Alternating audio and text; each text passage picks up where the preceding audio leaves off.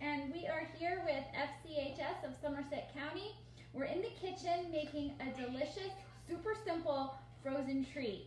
Do you know what a granita is?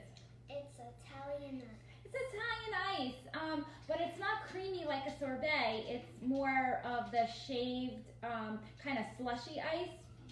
I remember when I was little making Snoopy snow cone machines, and you had that flaky ice. So that's the consistency of what a granita is.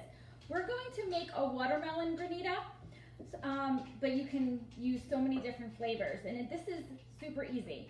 So I have an 8x8 baker. So I'm going to use 4 cups of watermelon that I've already cubed. If you want to make a larger batch, you could use like 8 cups of watermelon and then just get a 9x13 baker to put it in, because when we puree it, we want just a very thin layer of liquid so that it can freeze, and we're going to continuously scrape them. Yeah. So I have the fresh watermelon I already cut up. I made sure that I took out any seeds, even the little white ones.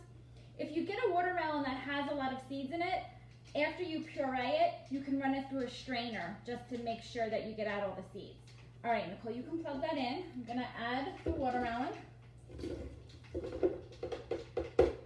Okay, and this is super healthy. This is actually less sugar than a sorbet. I am not adding any extra sugar. Sometimes when you look up granita recipes, it will say a simple syrup or it will say added sugar. Watermelon is super sweet, and it has a very high consistency of water. So it's just straight up watermelon. And we're gonna just add juice of 1 lime. Can I squeeze? You wanna squeeze it? Sure. This is so easy for kids to help make in the kitchen. You gotta use those muscles. You got it? Okay. If you don't have lime, you certainly could use lemon, but I like the flavor of watermelon. The lime is very subtle. You don't have to worry about seeds coming out. So we're gonna use the whole lime. If you wanted extra flavor, you can certainly add zest.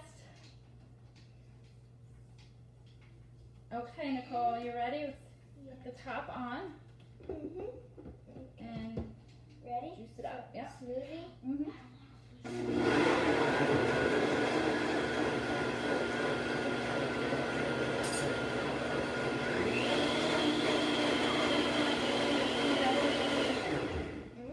Okay. So essentially we made watermelon water. All right. So then, you want to gently pour it in here? The whole thing.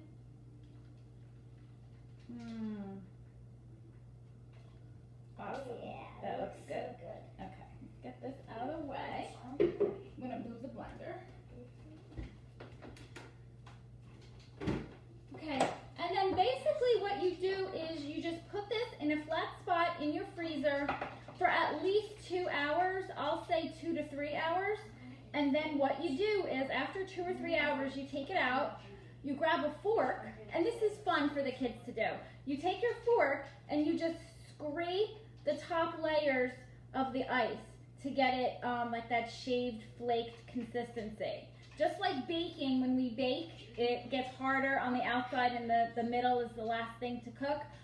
Same thing when you're freezing it like this. The outer edges are going to be more frozen than the middle. So just scrape it up, put it back in the freezer, another half hour, another hour, take it out, do it again.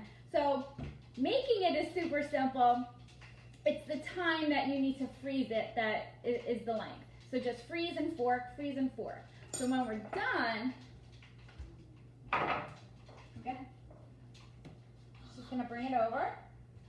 So when we're done, can you tilt it a little? It's gonna look like this. Do you see how it's like ice crystals? Okay, if you wanna give it a little shave, you can. So that looks nice and that looks good. Now, aside from watermelon, you could do any kind of melon. Cantaloupe would be delicious. Honeydew, mango would be nice and sweet. And again, you don't need to add sugar because that has the natural sugar, the natural sweetness. You could do flavor combos. You could do strawberry and kiwi together. And for adults, you could do coffee. You could just brew coffee, freeze it, and then scrape it and make a coffee granita as well. Okay, Nicole, so we're going to, it's more fun when you're fancy, so we actually have fancy glasses. So we're just going to scoop. Can I scoop? You want to scoop it? Okay, give yourself like one more. The top. The bottom might be frozen solid. That's when you take your fork and mix it up. Is that enough? You want one more? And if there's any left, you can freeze it, put it back in the freezer for about up to a week. Okay, all right, Nicole. So that looks beautiful, okay? And if I was going to serve this, right, I would take a mint and add that for garnish. You could take a piece of watermelon, add that for garnish. If you were doing lemon ice, you can do a slice of lemon. She's just gonna eat it out of the bowl, I think. Okay, here you go. Taste it. You want me to try some?